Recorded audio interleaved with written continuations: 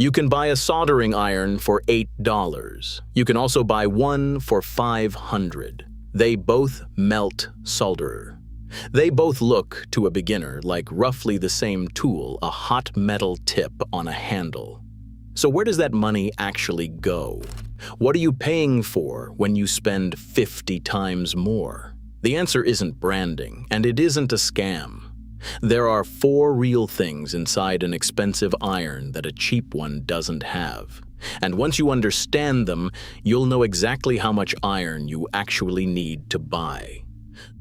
The first thing you are paying for is power, and not in the way most people think. Wattage on a soldering iron is not about how hot it gets. A cheap iron and an expensive one both reach the same temperature. What wattage actually controls is something called thermal recovery, how fast the iron claws its temperature back after it touches something cold. Picture 2 temperature graphs side by side. The cheap iron's line drops sharply and crawls back up slowly. The expensive iron's line barely dips, then snaps right back to target. Here's why that matters. The moment your hot tip touches a metal joint, that metal pulls heat away and the tip temperature drops.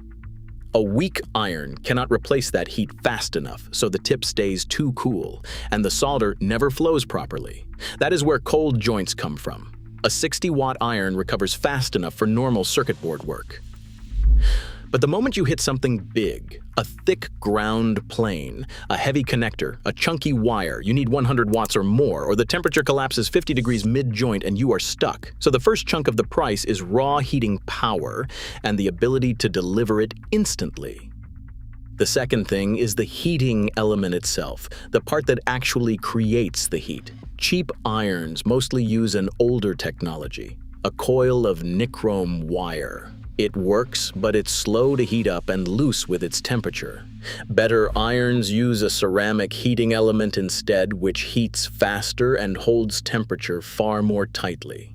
It's an invisible difference. You can't see it from the outside. 2 irons look identical, but it's a real cost difference inside. And it's a big part of why one iron feels sluggish and another feels instant.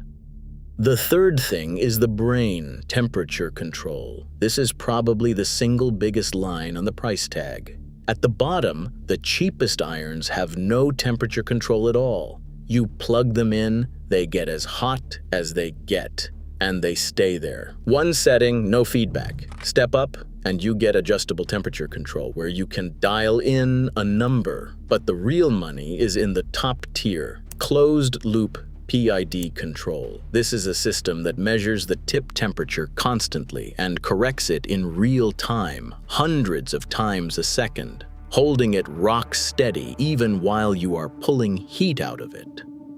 On a quality station, touching a big cold joint might drop the tip just 10 degrees before the controller snaps it right back within seconds. On a cheap iron, that same touch sends the temperature into a long, slow sag. That stability is the difference between solder that flows cleanly and components you accidentally cook, and it's a large share of what you're paying for. And the fourth thing is the one almost nobody thinks about: the tip. Not the tip you can see, but how it connects to the heat. On a cheaper station, the tip simply slides on over a separate heating element, with the temperature sensor sitting back near the heater. That's great for your wallet. Replacement tips are cheap, but there's a hidden cost. There's literally an AIR gap between where the heat is measured and where the soldering happens, so the iron is always a little behind reality. The most expensive irons, the professional cartridge systems, fix this by building the heater and the sensor directly into the tip itself as one integrated unit. No air gap. The heat, the sensing, and the soldering all happen in the same spot, which is how those irons reach temperature in seconds and barely flinch under load. The trade-off is exactly what you'd expect. Because the heater is built into the tip, every replacement tip is far more expensive.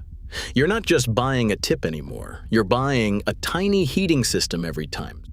So put it all together. When you pay more for a soldering iron, you're paying for 4 things. Enough power to recover heat instantly, a faster and more stable heating element, a real closed-loop brain that holds temperature under load, and a tip design that puts the heat exactly where the work is. None of it is a gimmick. Every one of those things makes soldering easier, faster, and less likely to ruin your work.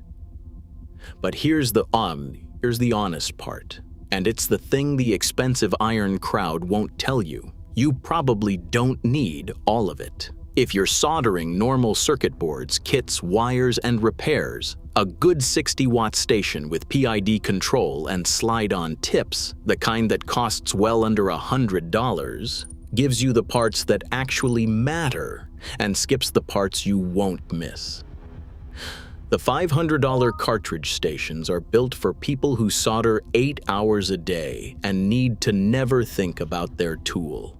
For everyone else, the sweet spot is knowing which of these 4 things you're paying for and refusing to pay for the ones you'll never use. That's what's actually inside the price. Once you see these 4 things, you'll never look at a soldering iron the same way again. If this cleared things up for you, subscribe to Tip and Tin for more honest electronics breakdowns, and I'll see you in the next one.